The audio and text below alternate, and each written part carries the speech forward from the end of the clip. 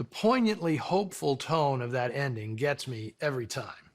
Clearly, Berlin Express was made in the relatively short window of time between the end of World War II and the beginning of the Cold War, a time when it was briefly possible, if perhaps naive, to imagine a rapprochement between the United States and the Soviet Union. That window quickly slammed shut, making this film a genuine curio from a very specific time in history.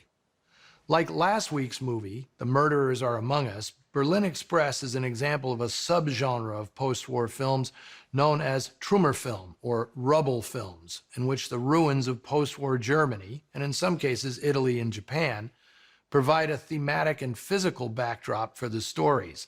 Some remarkable films emerged from countries on the losing end of World War II, such as Roberto Rossellini's classics Open City and Paisan, and Akira Kurosawa's great crime dramas Drunken Angel and Stray Dog. Berlin Express is unique for being the first of very few American-made rubble films. And that annoyed the hell out of Billy Wilder. He'd spent most of 1945 and 46 in Germany, appointed by the US government to oversee the denazification of the entertainment industry. While there, Wilder came up with his own idea for a movie set in the post-war rubble. But by the time he got back to Berlin in the summer of '47, Granit and his team were already underway. And since equipment was so scarce, it had to be shared on a first-come, first-served basis. And that's why Wilder's A Foreign Affair was the second Hollywood film shot in occupied Berlin. Granit's picture also beat Wilder's into American theaters by 1 month, opening in May 1948. The players in Berlin Express were a worldly bunch. Merle Oberon was born in India and learned early in her life that her Eurasian sister Constance, 12 years her senior, was actually her mother, a secret Oberon managed to keep her whole life. She developed a cover story that she was from Tasmania, but the truth came out after her death in 1979. Charles Corvin, the villain in today's film, was born in Hungary. This was the third consecutive film in which he co-starred with Oberon.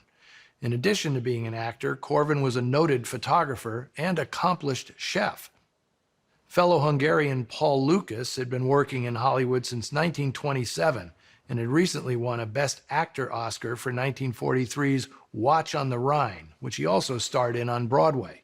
Like his character in this film, Lukas was politically active, being a charter member of the Motion Picture Alliance for the Preservation of American Ideals, which fought against communist influence in Hollywood. All these actors were movie veterans.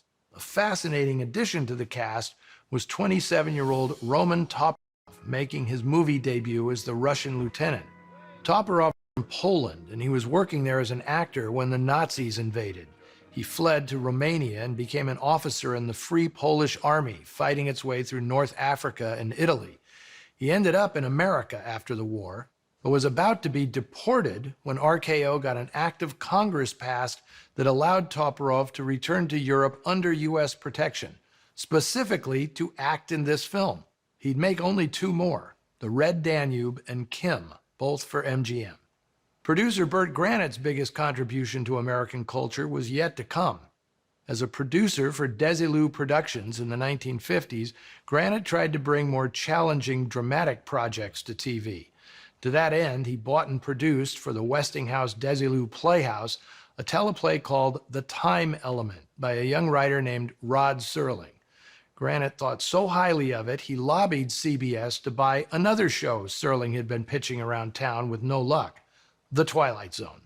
Granit would produce several seasons of that legendary series. He also produced the made-for-TV movie The Scarface Mob, a compilation of the first few episodes of the popular series The Untouchables. That's it for today's history lesson.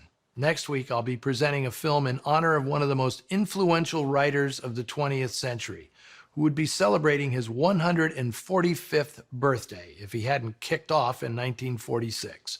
Join me for the 1942 oddity, The Big Street, or more accurately, Damon Runyon's The Big Street, starring Henry Fonda and Lucille Ball.